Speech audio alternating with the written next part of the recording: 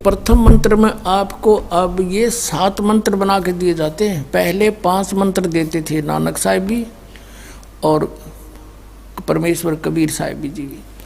फिर ये हैं 5 नाम हैं जो हमारे कमलों में ये प्रधान बैठे हैं। मूल कमल में गणेश जी, स्वाद चक्र में सावित्री ब्रह्मा जी, नाभि कमल में विष्णु और लक्ष्मी जी, हृदय कमल में शिव पार्वती जी और कंठ कमल में ये दुर्गा जी।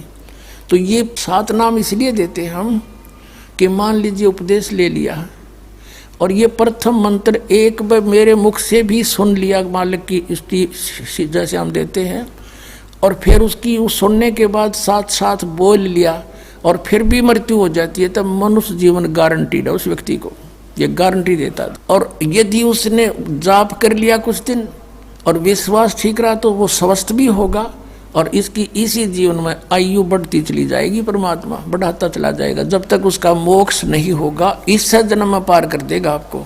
तो इसलिए ये 7 मंत्र दिए जाते हैं। ये पहले वाला लास्ट वाला मंत्र आपको जन्म दिलाओगा तुरंत, मनुष्य जीवन का गारंटीड है, मृत्यु भी हो जाएगी पुण्यात्मा। इसलिए मान लीजिए किसी का कोई बीमार है, या 80% व्यक्ति दुखी आए हुए, और जो विश्वास कर लेता उनको गारंटीड बात पूछ लो, यहाँ लाखों बैठे होंगे आ जाते हैं, सुनते रहना और सब स्वस्थ हो जाते हैं। तो ये वो परमात्मा है। तो इसलिए प्रथम मंत्र जो आपको दिए जाते हैं इनमें ये 2 मंत्र अब कंपलसरी थे, पहले नहीं थे ये।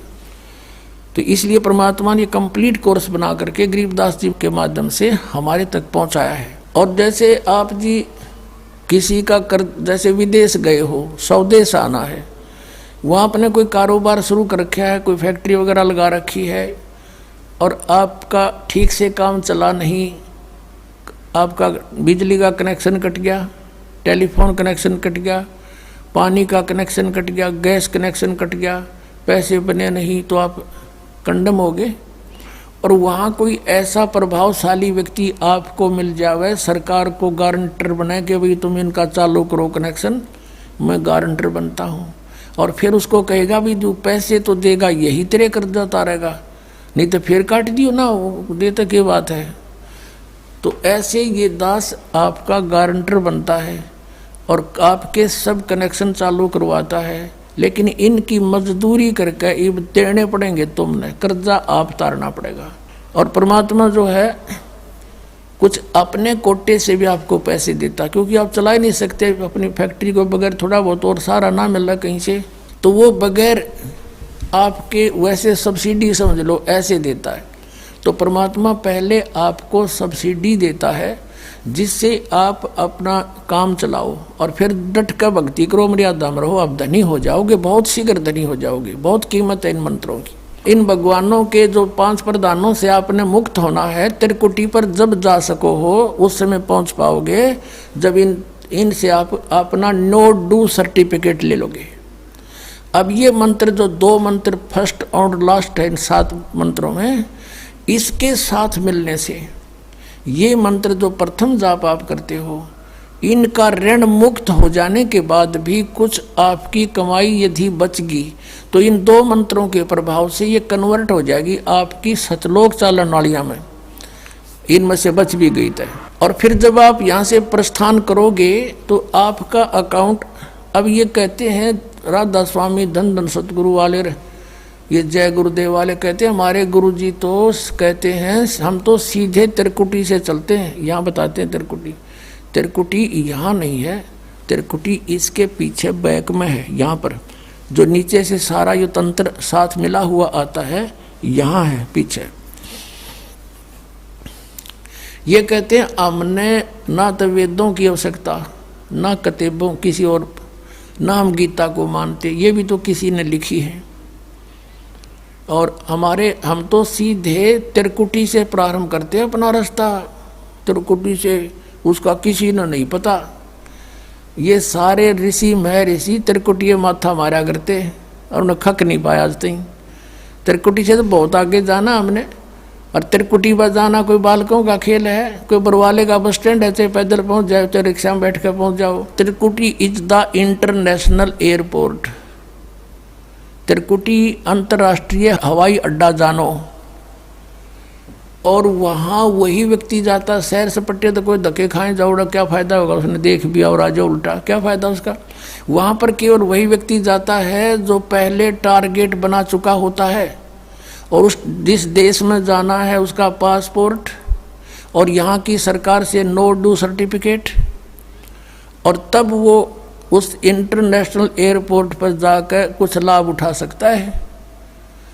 तो वहाँ से फिर आगे कैसे जाएंगे, उस त्रिकुटी पर पहुँचने के लिए तो सारा झंझट है, उस पर जाएं पाचा फिर आप पे काम बन गया।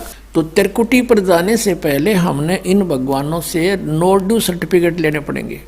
और आपकी ये ऐसी भक्ति है, इसे ऑटोमेटिक, ये देवता है, ये कोई किसी के साथ भेदभाव नहीं करते, आपकी कमाई एग्जैक्ट लिखी पाएगी कंप्यूटर की तरह, और जो आपका ड्यू शेष होगा आपको थमा दिया जाएगा।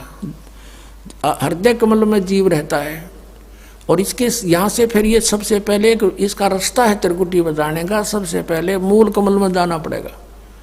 मूल कमल से फिर सीधा रास्ता बनता है त्रिकुटी तक जाने का। उससे पहले गणेश जी के लोक में से गुजरना पड़ेगा, उसका एक जैसे बैरियर होते हैं प्रत्येक बॉर्डर पे, यहाँ ऐसे बैरियर हैं। वहाँ जब आप जाओगे आपके सामने आपके मस्तिष्क पर जैसे लॉकेट होता है ऐसा लगा पाएगा, और तुरंत आपको कहा जाएगा चलो आप जाओ, आपकी ये पूंजी, और वो आपके उस मस्तिष्क में ऐसे लॉकेट पे वो नो ड्यू सर्टिफिकेट छपता चला जाएगा। फिर आगे चलोगे आप, आगे आप पहुँचोगे जब विष्णु जी के लोक में, वहाँ भी आपको ऑटोमेटिक मिलेगा, कोई बाधा नहीं मिलेगी, क्योंकि वहाँ तो चोरों को पकड़ा जाता है, सा को थोड़ा, वो देवता भी तो हैं, वो किसी के साथ जरा सी भी गड़बड़ नहीं करते। फिर ऐसे शिव के लोक में से शिव इस कमल में हृदय कमल से फिर त्रिकुटी कंठ कमल में आएंगे, फिर हम त्रिकुटी पर पहुंचेंगे।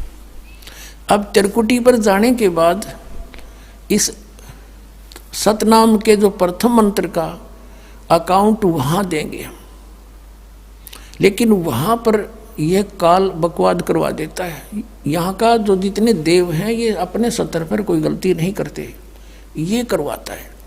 जैसे श्री कृष्ण, इसने सारे प्रयत्न किए थे कि भी युद्ध ना हो, सबसे प्रार्थना की थी दोनों पक्षों से, फिर इन्होंने देख लिया था कि ये मानना नहीं, ये तो इन मत बुद्धि भ्रष्ट हो चुकी है।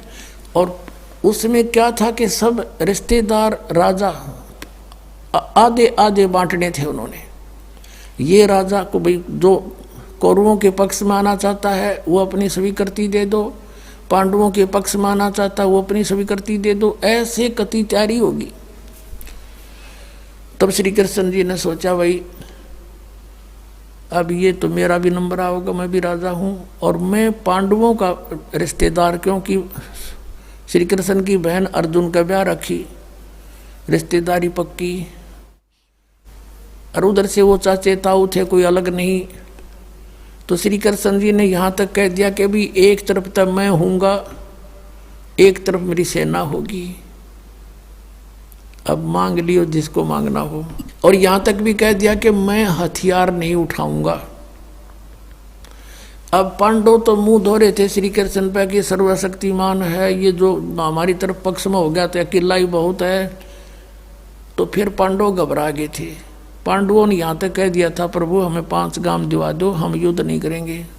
वो नहीं मानना था, फिर भी छोड़ो इस बात को, हम आगे लेंगे। तो फिर जब महाभारत का युद्ध हुआ, अब श्री कृष्ण ने हथियार उठाया, पहिया उठा लिया रथ का, उसको अपनी शक्ति से सुदर्शन चक्र बना दिया और उसने बहुत लाखों लोगों को काट डाला। अब ये अपने सतर पर गलती नहीं करते ये देवता, जब तक ये न्यूट्रल रहते हैं। और जब इस काल ने इन पर प्रभाव किया, अंदर प्रवेश कर गया इसके काल, श्री कृष्ण के पाप को बनवा दिए इसके, और सुदर्शन चक्र उठवा दिया और झूठा बना दिया, वह प्रतिज्ञा भंग करवा दी। ऐसे ये त्रिकुटी पर जाकर चाल चाल है, यहाँ तक नहीं बोलता ये। अब वहाँ ये कोशिश करता है कि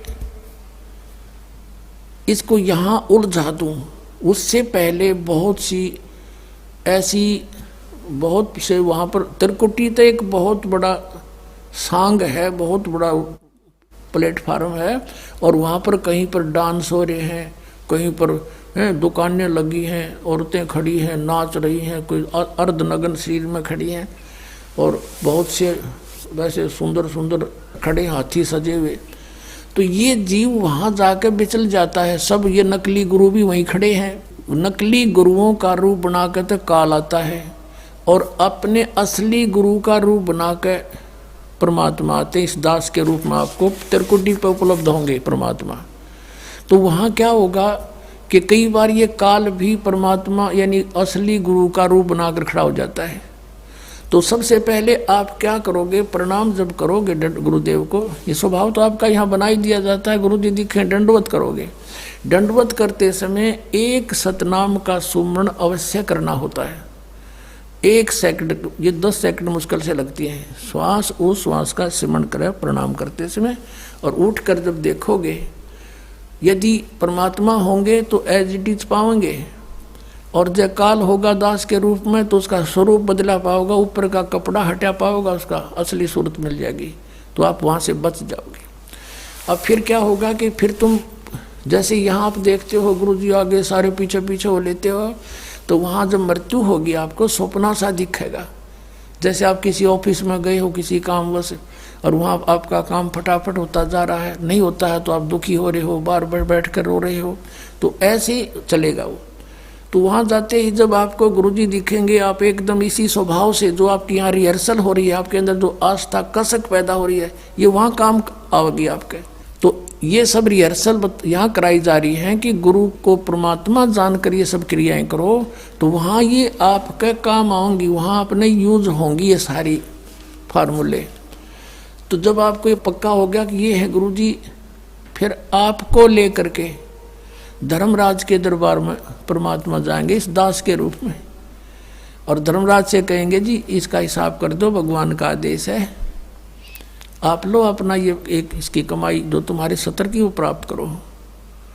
ओम नाम की कमाई और ये यज्ञों का जो बचा हुआ यहाँ प्रयोग हो गया सो हो गया यज्ञ, फिर भी बचे हुए भी आपको वहाँ देने पड़ेंगे कि आप अपना संभालो अपने सत्र की। जैसा कि आपके संविधान में लिखा है, ये पवित्र वेद पवित्र गीता भगवान का संविधान है, इसके विरुद्ध जो कार्य करता है वो दोषी है, चाहे जज है चाहे बिना जज है। तो यहाँ का न्यायाधीश बहुत समझदार है, उसने वो सब समझता है। परमात्मा याद दिलाता है 18वें अध्याय के 66वें श्लोक में लिखा है, सर्वधर्मान परित्यज्य माम एकम शरणं व्रज। अपना अपने सत्र की जो तुम्हारी है वो अपनी लो, इसकी पूजाएं, और इसको छोड़ो, आगे चलेगा ये। तो वहाँ सतनाम के प्रथम मंत्र का जाप हम वहाँ देंगे, यज्ञ दे देंगे, फिर ये वहाँ से चलेगा। फिर वो आगे जागा तो पार ब्रह्म के लोक से हमने पार होना है। वहाँ पर सतनाम के दूसरे मंत्र की कमाई जो श्वास उश्वास से की हुई है, ये उसके दरबार में जाकर अक्षर पुरुष यानी परब्रह्म के लोक में जा करके उसको देंगे, वो आगे जाने अलाउड कर देगा। उसके 7 संग ब्रह्मांडों से पार होना हमने सहयोग देगा वहाँ से, वो वहाँ तक जाने का उस टैक्स के बदले में। अब यहाँ बताया है कि जे तू पढ़ा पंडित बिन दोई ना अक्षर दोई नावा, और पर्णवत नानक एक लंगाए जे कर सत समावा। अब ये 2 अक्षर का नाम जो सतनाम है, ये हमें भंवर गुफा तक पहुंचा देगा। भंवर गुफा है, जैसे अभी तक हमने 10 द्वार सुने थे, तो यहाँ परमात्मा ने गरीबदास साहिब जी के माध्यम से कहा है कि 12 मद मैल मठ बोरे बहुर ना दे धरे रे। वो तो 12वें द्वार को पार करके है वो मठ, वो स्थान, वो ठोड़ ठिकाना।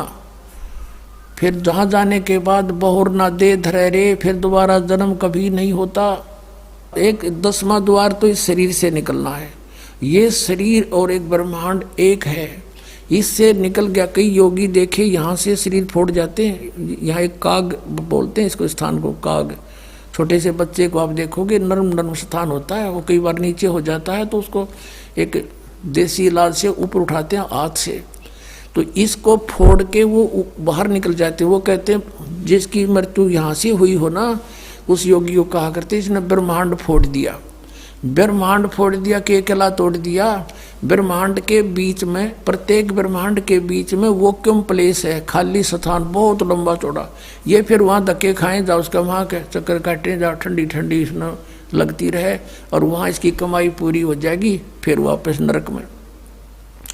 और फिर 21 ब्रह्मांड का भी एक ग्रुप है, चारों तरफ से एक अंड आकार है, और 21वें ब्रह्मांड का कनेक्शन जो है उसके चारों तरफ भी फिर खाली स्थान है, और वहाँ से सीधा एक 11वां द्वार है, वो अक्षर पुरुष के लोक में प्रवेश होता है, 7 संघ ब्रह्मांडों का। वो 7 संघ ब्रह्मांड भी चारों तरफ से एक तरफ बंद हुए हैं, पैक हैं, और बीच में अलग अलग डिवाइड हैं, वो अलग हैं।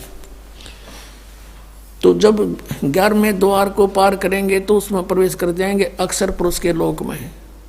और 12वां द्वार जब है अक्षर पुरुष का, जो 12वां द्वार है अक्षर पुरुष के लोक से सतलोक में जाने के लिए पहले बीच में एक और स्थान है जो गुफा टाइप है, और उसको ऐसे गोल आकार है, वो ऐसे ऐसे जाएगा ऊपर को।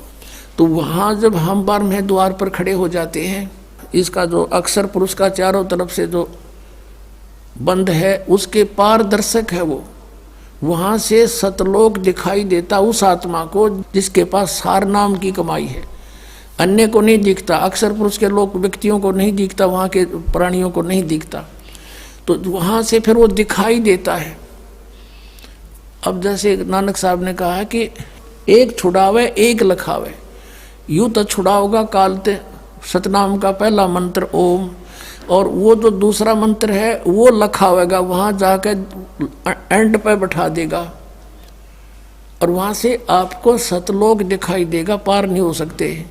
सार नाम है जिसके पास, तो फिर वो आगे उस भंवर गुफा से पार करके, और फिर आपको 12वां द्वार पार करके तब परमात्मा का वो मठ है, वो स्थान है, सतलोक है, जहाँ जाने के बाद साधक फिर लौट कर कभी संसार में नहीं आते। तो इस प्रकार ये अर्थ तो ये था 18वें अध्याय के 66वें श्लोक का।